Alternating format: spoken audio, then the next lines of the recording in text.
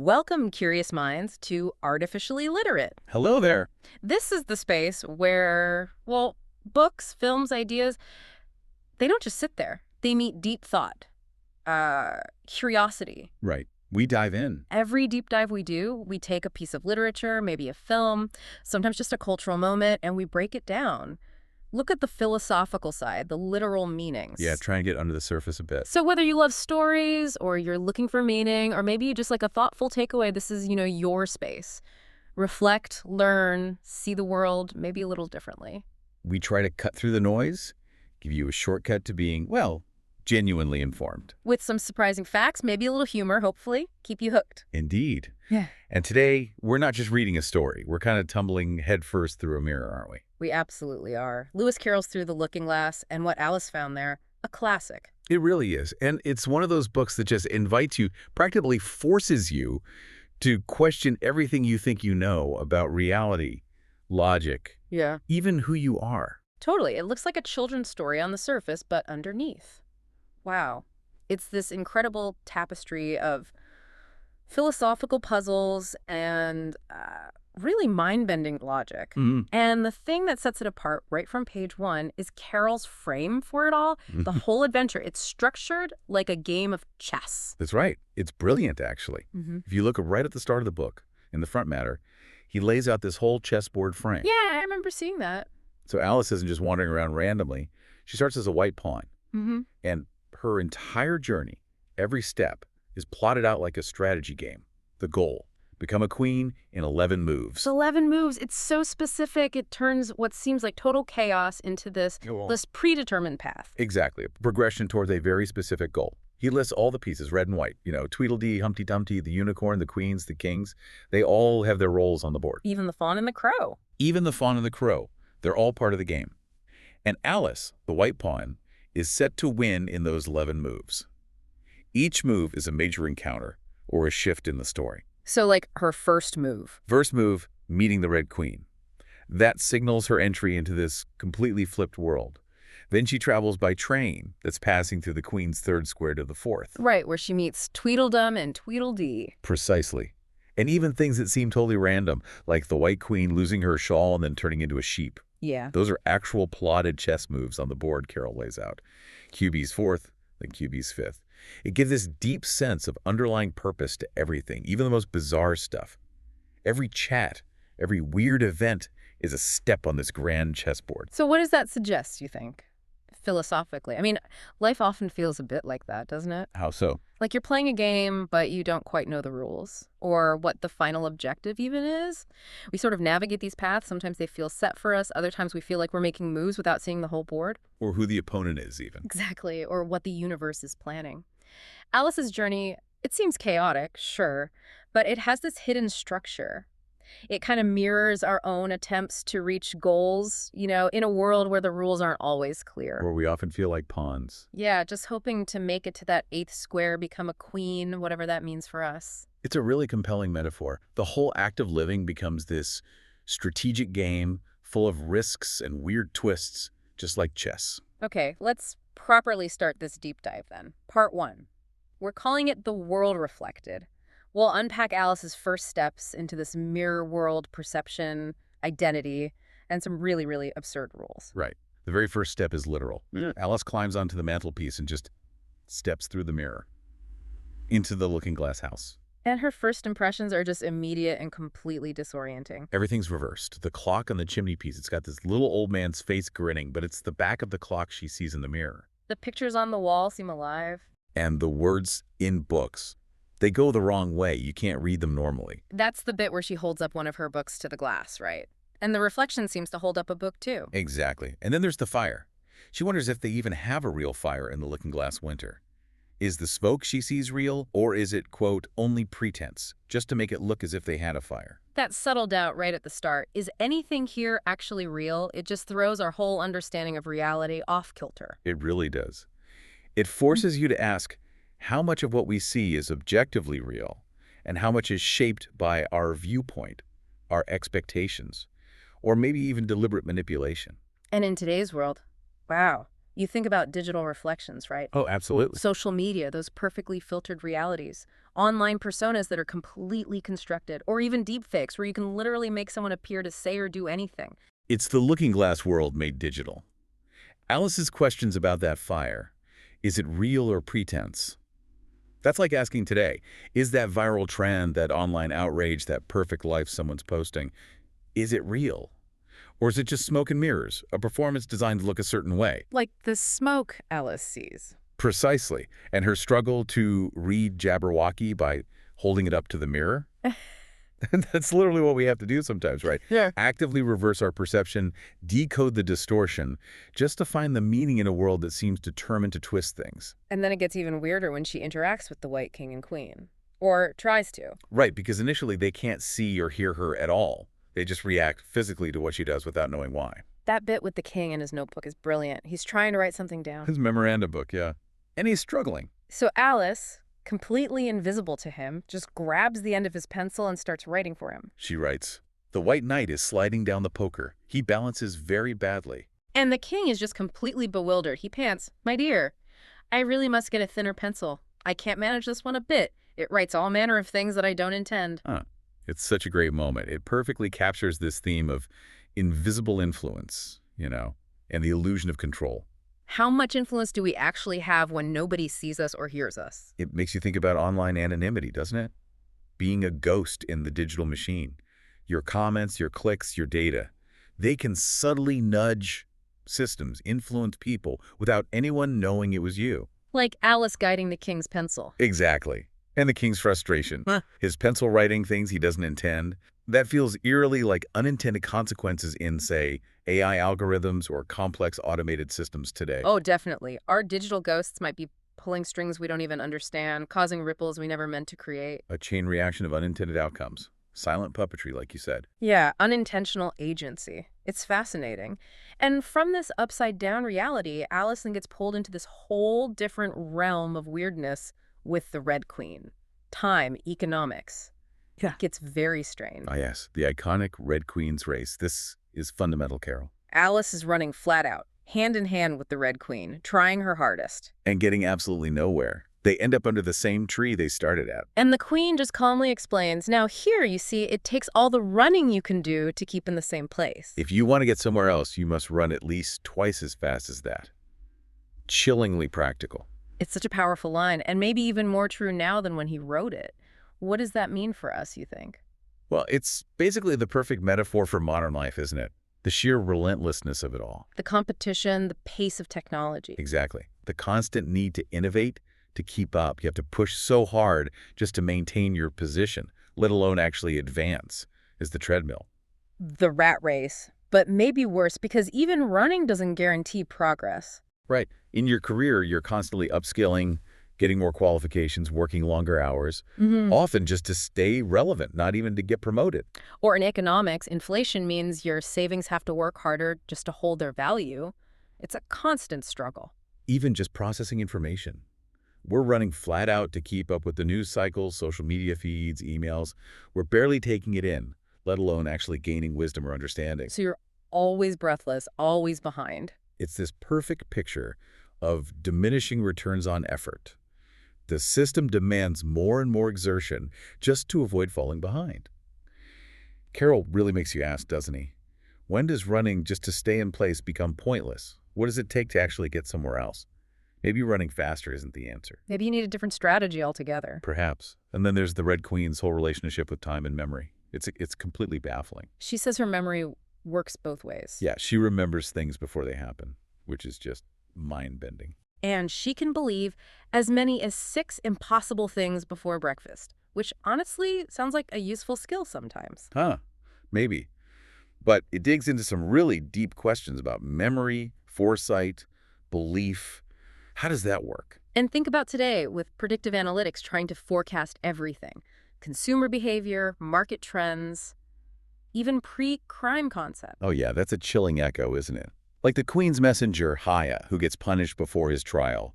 The crime comes last. It totally messes with our ideas of cause and effect, justice. And the Queen believing impossible things. It speaks volumes about subjective reality, doesn't it? Maybe confirmation bias, too. If you believe something hard enough, does it become true for you, even if it flies in the face of facts or linear time? She's not just predicting the future, she's remembering it into existence for herself. It's wild. It is. And then maybe the ultimate frustration for Alice. Jam tomorrow. Ugh, that rule, jam every other day. But never jam today.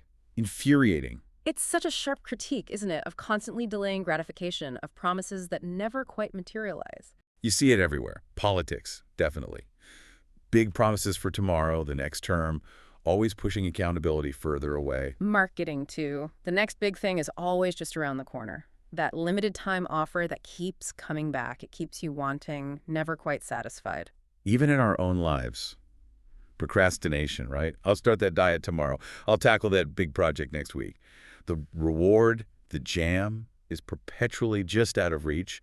Always coming, never here. And the queen's preemptive suffering, that's another temporal twist. Her finger bleeds after she screams in pain. She screams before she pricks her finger on her brooch. Right, it's anticipating the pain. It's a brilliant illustration of anticipatory anxiety. How often do we mentally scream about something bad that might happen long before it actually does? All the time. The worry can be worse than the event itself. Exactly. The psychological impact of fearing the future can totally overshadow the present. And the queen just accepts it. When she finally pricks her finger, she just says calmly, "That accounts for the bleeding, you see. Now you understand the way things happen here." As if screaming first is perfectly logical. The pain just arrives out of order. A perfect reversal of cause and effect. Just how things work in the looking glass world. Okay, so we've got reality reversed, time twisted. What about language and identity? Alice runs into the talking flowers next. She does, and they are. Yeah. Well, they're quite something. Very judgmental. The tiger lily, the rose, the daisies, they immediately start critiquing her, her looks, her intelligence. Her face has got some sense in it, though it's not a clever one. Ouch. Harsh. And their reason for being able to talk at all. Because the ground is hard. Unlike other gardens where the flower beds are soft, so the flowers are always asleep, it's completely arbitrary logic. It's hilarious, but it also feels like a sharp commentary on social criticism, doesn't it? How random and biased it can be. Totally. The flowers' little clique, their petty arguments, their weird internal logic. It's like any closed group developing its own rules and biases and then judging outsiders by them. Like an online echo chamber, maybe? Imposing its own weird standards? Exactly. Judging without any real understanding, finding fault just because Alice is different. And then she meets the gnat, and they talk about names, which leads into that really strange bit in the woods. The wood where things have no names. Yeah. Alice wanders in, and she forgets her own name. A complete loss of identity, temporarily. Until she meets the fawn. They walk together for a bit, quite friendly, the fawn resting its head on her shoulder. But then they leave the wood, the fawn remembers its name, and immediately realizes Alice is a human child. And bolts in terror. Yeah. It's such a poignant moment. It really drives home how important names are for identity, for belonging, for how we categorize ourselves and others. We take them for granted, but losing your name, it's losing a core part of yourself. And think about online life again. Handles, avatars, pseudonyms. Does our identity shift when our real name isn't attached?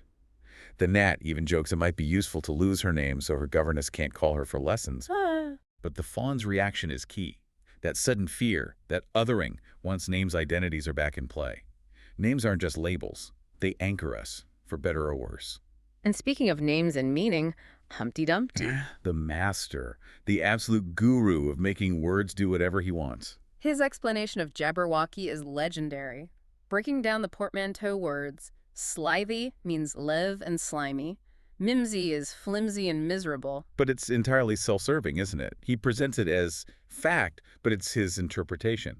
He treats words like his personal playthings. Which leads to maybe the most famous line in the book about language. Definitely. When I use a word, Humpty Dumpty said, in rather a scornful tone, it means just what I choose it to mean, neither more nor less. And Alice pushes back, right?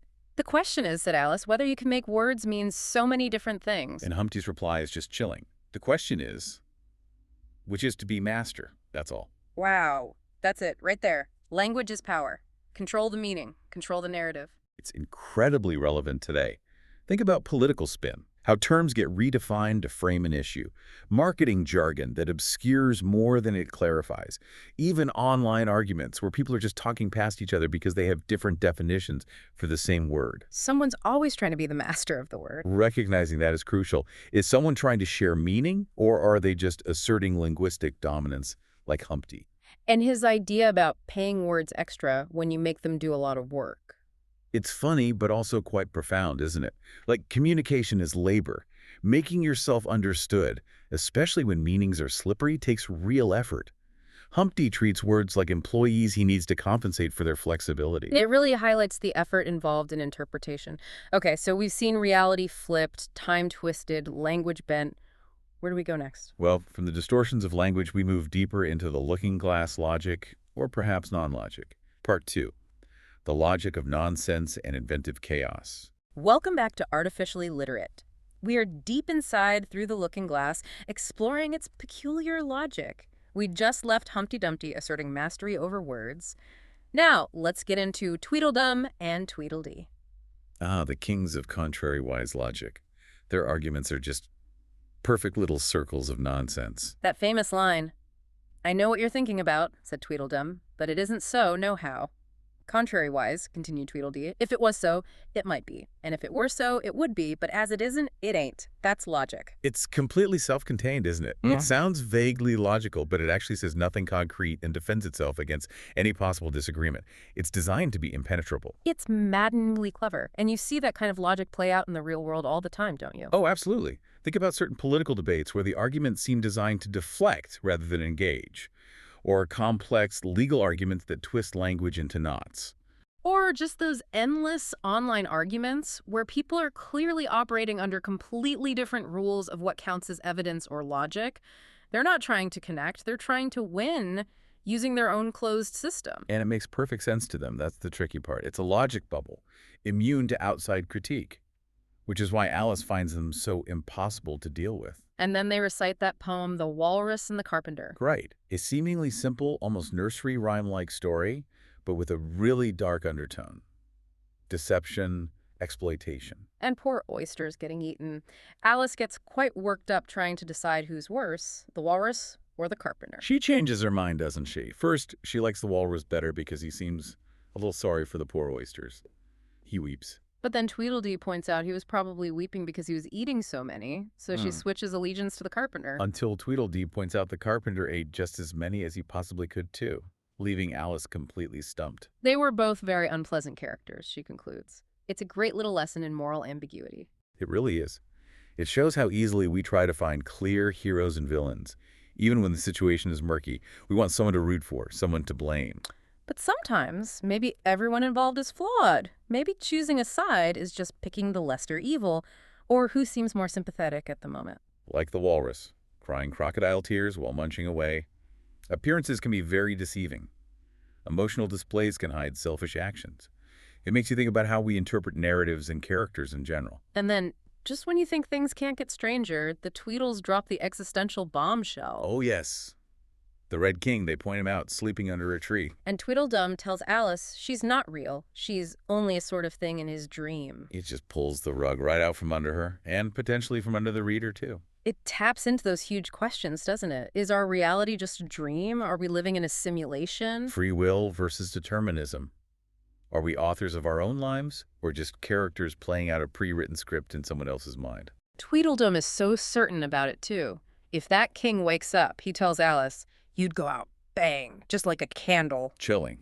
Your entire existence is fragile, dependent on the sleep of this unknown king. And Alice's reaction is so raw, so human. I am real, she cries, bursting into tears. That desperate need to assert your own existence, your own agency. It's terrifying. Who's the Red King in our world? Is there one? Is it a collective consciousness? Are we all dreaming each other? Carroll just leaves that hanging there. And it feels more relevant than ever now with VR, AI, simulation theory becoming almost mainstream topics. Definitely. The lines blur. Okay, so from that dizzying thought, we shift gears slightly. We move into the realm of inventive, but perhaps useless creativity with the White Knight. Ah, the White Knight.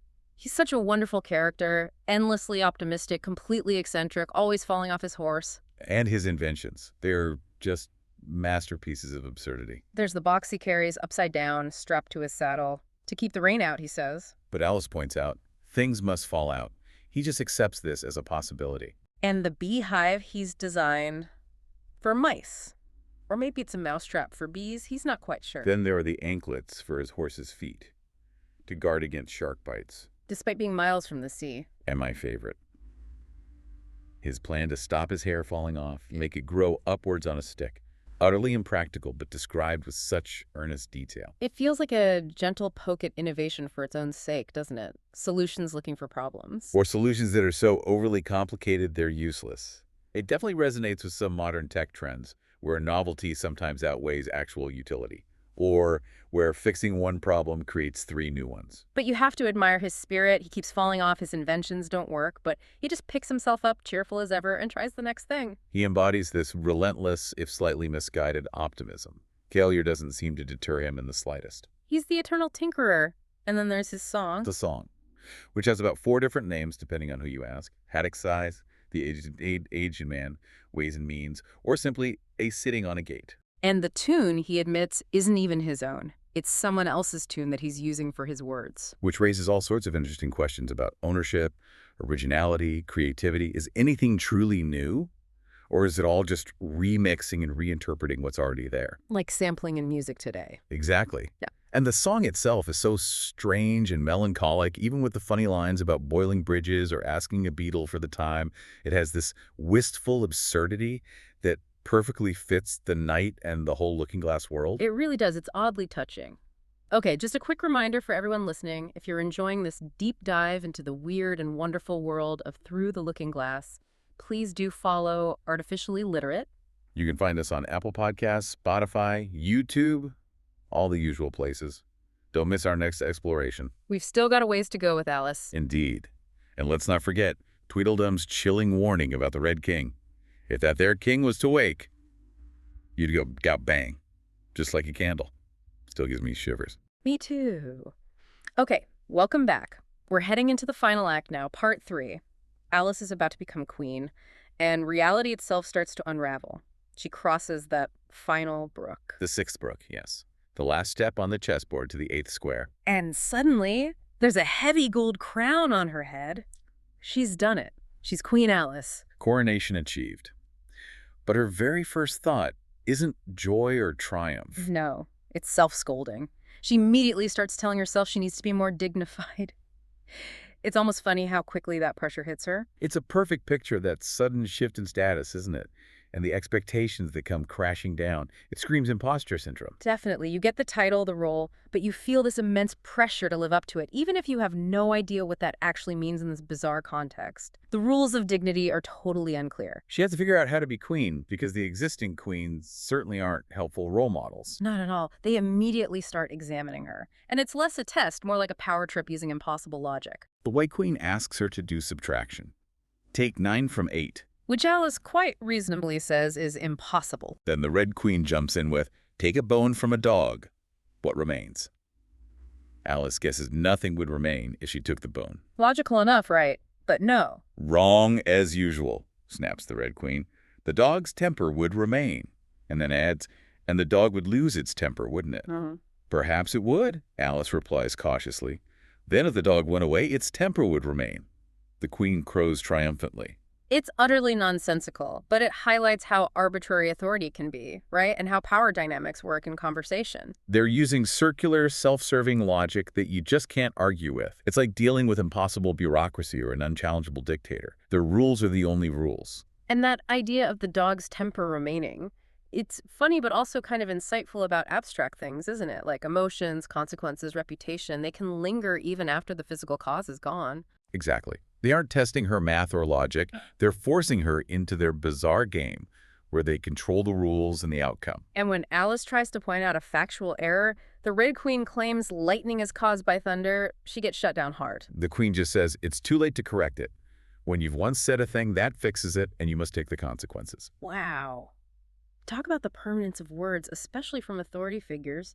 No room for error, no retraction allowed. It feels very relevant in our age of instant recording and online judgment, doesn't it? Yeah. Say the wrong thing, and it's fixed. immutable, regardless of intent or correction. It also speaks to that rigidity of certain systems. Once something is stated, changing it would destabilize the whole precarious structure of their truth. Truth is declared, not discovered. Chilling. Okay, so after this grilling, things somehow escalate even further at Alice's coronation feast. Oh, the feast. It's pure, unadulterated chaos. Absolute madness. The food itself behaves like guests. The leg of mutton gets introduced to Alice and gives a little bow. The pudding speaks. It gets indignant when Alice tries to cut it before being properly introduced. And the actual guests have completely lost it. They're drinking toast in the most bizarre ways, putting glasses on their heads, drinking off the table. Some even scramble right into the dish of mutton like, as the book says, pigs in a trough. Uh-huh. It's a total breakdown of all social decorum. It's just overwhelming, isn't it? A complete sensory overload, a collapse of order. It really mirrors that feeling of being utterly swamped by chaos, whether it's information overload or social pressures gone wild, where the normal rules just dissolve into madness. It's disorienting, almost nightmarish. And Alice just reaches her breaking point. She can't take any more of the absurdity. She leaps up, grabs the tablecloth. Both hands, and just pulls. Everything crashes down. Plates, guests, candles, the whole lot.